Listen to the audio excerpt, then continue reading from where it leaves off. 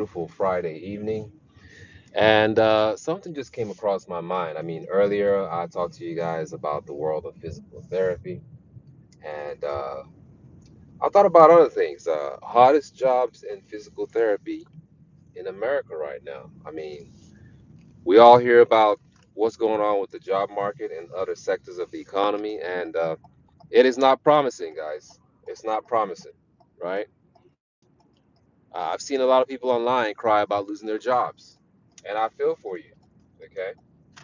Because I can imagine not having a job, right? It's not good. I mean, you've got bills that need to be paid, you got bigger financial responsibilities that need to be handled, and the company that laid you off, it's none of their business, right? Because the business you had with them in the first place was a business relationship. See, that's one thing that a lot of us forget. When we get a job, and that's not for all of you guys, it's for the people in the back, right?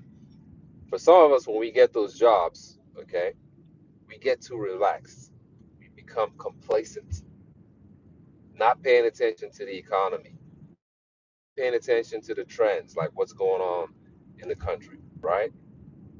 We get that job, we're happy. Every morning we get up and go to work, not knowing what tomorrow holds, okay? But it's not the case in the world of physical therapy, guys, and I'm sure I'm not the only one sharing this testimony. I know a lot of us can share the same testimony. If you are in anything that's to do with physical therapy right now, you're doing fine, okay? Why are you doing fine? Because the job market is very stable, okay? It's busy and it's secure. Guys, for one time out of many times, I don't wake up the next morning or every morning wondering if my job would still be there. I don't. And what I'm saying right now, guys, if you get therapists on here, okay, PTs, PTAs, OTs, OTAs, they will tell you the same thing. They're not worried about the job situation. Our main focus right now is being able to handle our capacity, knowing what our capacity is, and being able to handle that capacity. That's the challenge. It's not worrying about whether we have a job tomorrow. No, there's plenty of work. Okay.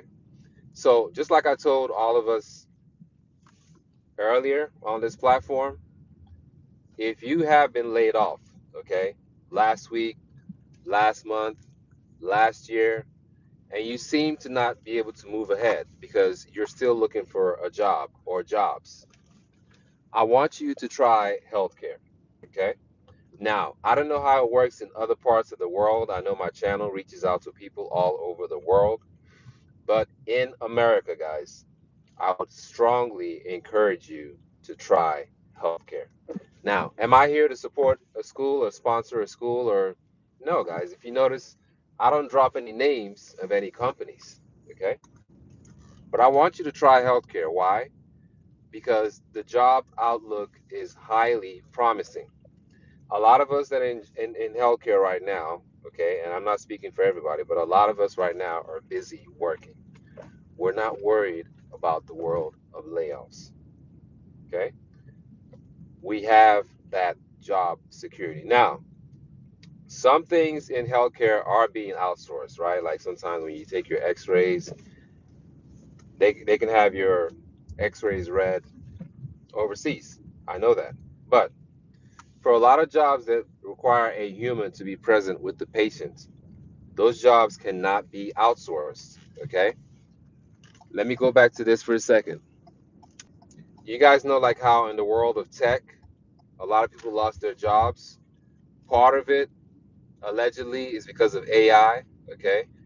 And also part of it is just because of the economy and everything else going on. And then part of it has to do with outsourcing.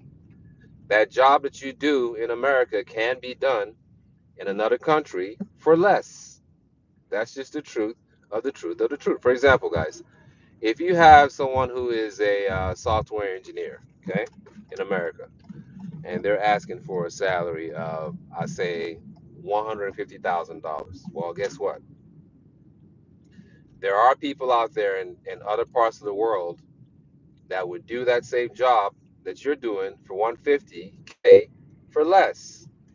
Okay. So not only are you battling, okay, and facing competition in the job market in America, you're also battling with the job market with people outside of America. So why do I tell you to do healthcare? Guys, a lot of things in healthcare require a license. A person cannot just walk off the street, okay, and come into healthcare to do a licensed profession. So when you have that license, you have that edge over everybody else. Think about it. In every other category, or in most categories, right? Like, let's go back to tech. Let me go back to tech. In tech, yeah, they talk about certifications and all that good stuff, but tech certification is not a license, guys. Those are two different things. Okay, those are two different things. So in the world of tech, when you go through those rounds of interviews, right? Rounds and rounds and rounds and rounds and rounds of interviews, it's pretty much left to the discretion of the interviewer of who they want to hire. It's not based off of your license. But in the world of healthcare, guys, for example, nurses, therapists, doctors, okay, they all have licenses. So when you go to apply for those jobs, they only talk to people who have licenses to be able to do the job. That's just the truth of the truth of the truth, guys. I'm not making this up. You can search it up on your own. Okay. So once again, I'll encourage all of you to look into the world of healthcare. Well, since I'm in physical therapy, guys, yeah, look into the world of physical therapy. A lot of these programs in healthcare, and I've said this before in my other video today, they're short programs. Some of them are 1 month, some of them are 1 year, 2 years, less than 4 years. You can train, take an exam, pass the exam, get your license, and have a stable job. I can't make this up, guys. Anything I say on this channel, I want you guys to check it out. Also, I said this before.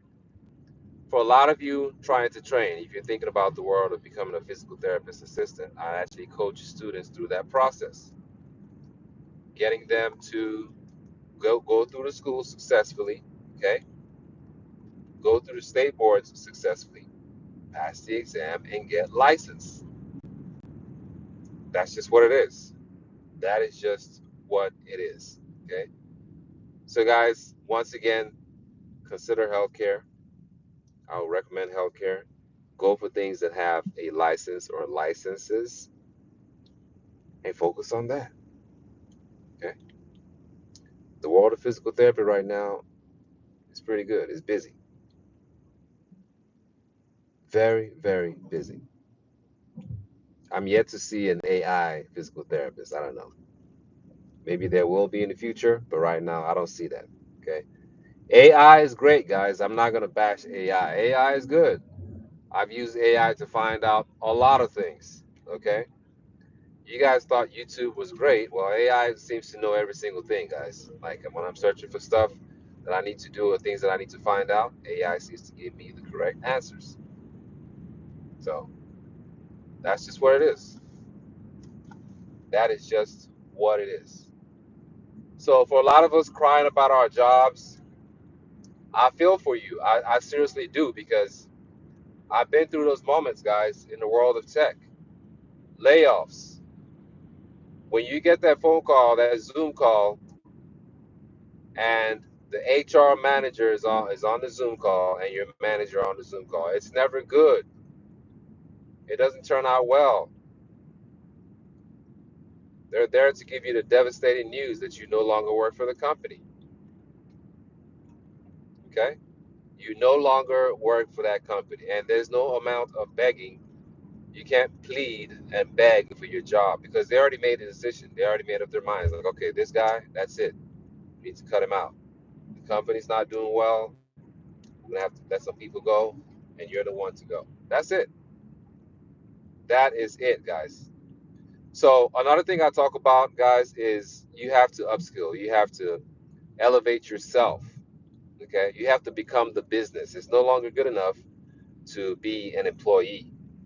It's not good enough. It's actually not good enough to just go to college and get a degree. Okay, it's no longer good enough to just go to college just to say you got that degree. That degree might not mean anything. It might not have any value, but just a piece of paper. Okay, so you have to go above and beyond, upskill, upgrade, become the company. Okay, become the company. Being the employee is not just good enough anymore. Once again, get into things that have a skill, guys. It might not be what I'm talking about today, but get into things that have skill sets behind them and high demand. That's just what it is. So, physical therapy is one of them. Before you become a physical therapist or a physical therapist assistant, you have to go to school. You have to go through the whole process. You have to take the state board before you become one. Okay? So, go into things like that, guys, so that way you would not have to go through all these situations of job losses and all these things going on and crying about losing a job. Okay. So, guys, I'll come back later. I just want to share that with a lot of you. Once again, if you are considering becoming a physical therapist assistant, I am a licensed physical therapist assistant in the state of Texas. I would love to walk you through the process of becoming successful. I want to share with you the things I did to make it. Okay. Because I want you to go out there and make it. All right, guys, this is the PTA coach. I'll check back with you guys later. Please enjoy the rest of your day and stay blessed. Bye bye.